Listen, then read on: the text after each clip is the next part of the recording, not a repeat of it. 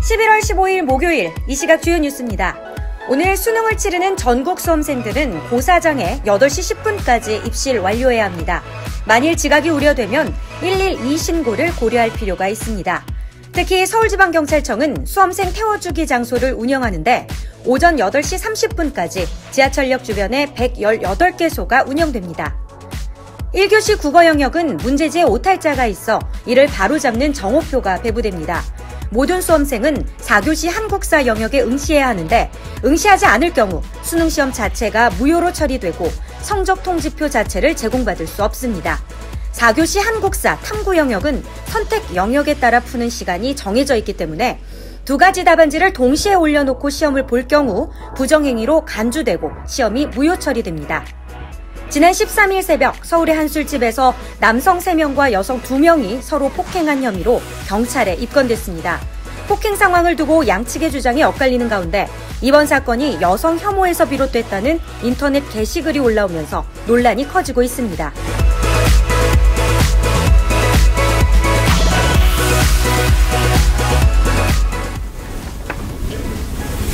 네, 여러분 안녕하십니까? 11월 15일 목요일 아침입니다. 오늘도 아주경제 정치경제부 김태균 부장님과 함께하겠습니다. 부장님 안녕하세요. 네, 안녕하세요. 오늘 잠시 후죠. 네. 2019학년도 대학 수학 능력 실험이 치러지는데요. 우리 부장님 시절에도 수능이 있지 않았습니까? 있었습니다. 네, 그때 그 시절 생각나시나요? 가물가물하게 생각이 나는데 네네. 눈이 많이 왔죠. 정말 긴장된 상황이었는데 눈을 봐도 아무런 감흥이 없었죠. 사실 뭐. 아무런 생각이 떠오르지 않았다. 네, 아마 지금 시험을 앞둔 우리 수험생들도 같은 마음일 것 같은데요. 우리 수험생들을 향한 응원의 메시지 한 말씀 부탁드립니다. 네, 긴장하지 마시고 평소의 실력을 있는 그대로 발휘해서 좋은 결실 맺기 바랍니다. 화이팅! 화이팅! 네, 그리고 오늘 정말 특별한 날이에요. 그렇습니까? 네, 저희 아주경제 언론사가 11번째 생일을 맞았습니다. 와우! 축하드립니다. 네, 이렇게 좀 의미 있는 날이기 때문에요. 오늘은 특별히 우리 정치경제부 김태균 부장님께서 픽해주신 중요 기사 한 가지를 소개해드리려고 합니다. 부장님, 오늘 소개해주실 기사 어떤 기사죠? 굉장히 많은 함축적인 의미를 담고 있는 최근 그 전반적인 정세에서 네. 담고 있는 기사인데요.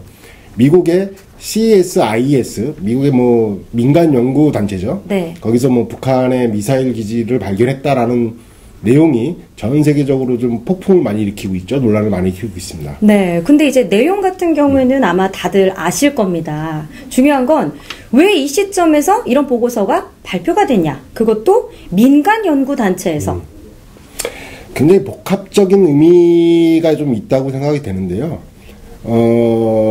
첫 번째로 지금 뭐 어떻든 간에 약간 주춤하고 있긴 하지만 그 남한과 북한 그리고 북한과 미국 그 중심으로 해서 한반도 평화 무드가 어떻든 간에 많이 전진이 되어 가고 있지 않습니까? 그렇죠. 근데 이거에 대한 어떻게 보면 반작용 뭐 이런 것들을 좋아하는 쪽도 있지만 이거를 또 반대하는 쪽도 분명히 존재한다. 네. 라는 차원에서 하나의 문제가 나온 거고요.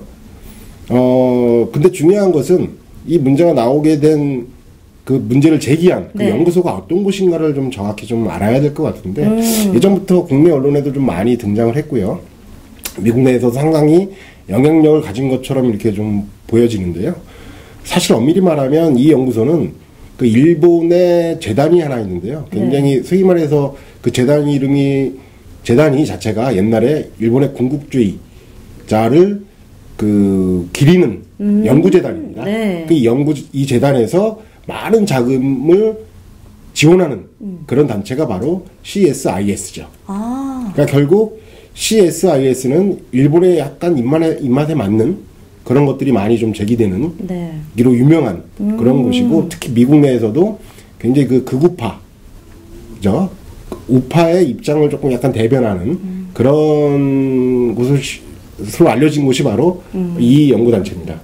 근데 만약 이 보고서가 정말 사실이다 하면은 북미 대화에 굉장한 영향을 끼칠 것 같은데, 하지만 이 주장이 좀 사실이 아니다라는 지적도 있어요. 우리 트럼프 대통령도 가짜 뉴스다라고 말씀을 했거든요. 또 이게 보면 한국의 정치 상황하고 약간 비슷한데요. 미국을 보면 어떤 프로세스였냐면 요 며칠 동안 CSIS에서 보고서가 발표가 됐죠. 그리고 그거를 CNN이라는 주요 언론에서 받았습니다. 그쵸. 그래서 마치 그 내용에 보면 트럼프 대통령이 김정은한테 속았다 라는 식으로 했고 그걸 또 미국의 정당인 민주당에서 받았어요. 그래서 뭐 북미 대화 반대한다 라는 뭐 입장 발표도 하고 근데 우리 국회도 좀 비슷한 그런 면이 있지 않습니까? 어느 개인이나 어느 단체에서 연구단체에서 뭔가를 하나 터뜨리면 그걸 언론에서 대서특필하고 그걸 또 그 정치권에서 그 소위 말해서 좀 확산시키고 이런 프로세스하고 약간 비슷한 것 같은데 사실 내용을 보면 내용이 별게 없어요. 이미 그 청와대도 좀 해명을 했고 트럼프 대통령도 해명을 했지만 얘기를 했지만 사실 그 기지는 엄밀히 따지면 우리나라 그냥 군부대라고 보시면 돼요. 그러니까 지금 싱가포르에서 북한과 미국이 어느 정도 합의한 것은 뭐냐면 북한의 핵무기, 핵물질, 핵기지, 핵기술 이런 것들을 폐기하는 쪽으로 얘기가 된 건데 마치 그쪽에 지금 뭐 CSIS가 얘기한 그런 곳에서 핵 뭐 무기나 이런 게 있는 것처럼 얘기하는데 그런 게 아니고 거기는 일반 미사일 기지예요. 그러니까 굳이 의미가 없고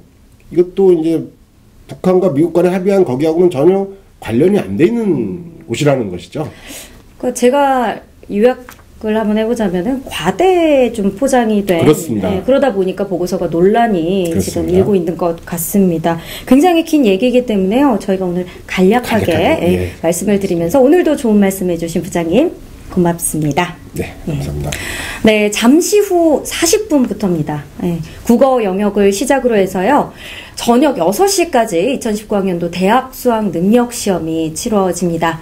저의 조언을 조금 해드리면 평소만큼만 잘하면 그게 잘 본 결과다라는 좀 현실적인 응원의 메시지를 전해드리고 싶습니다. 저희는 내일 아침 8시 다시 찾아뵙겠습니다. 시청해주신 여러분 대단히 고맙습니다.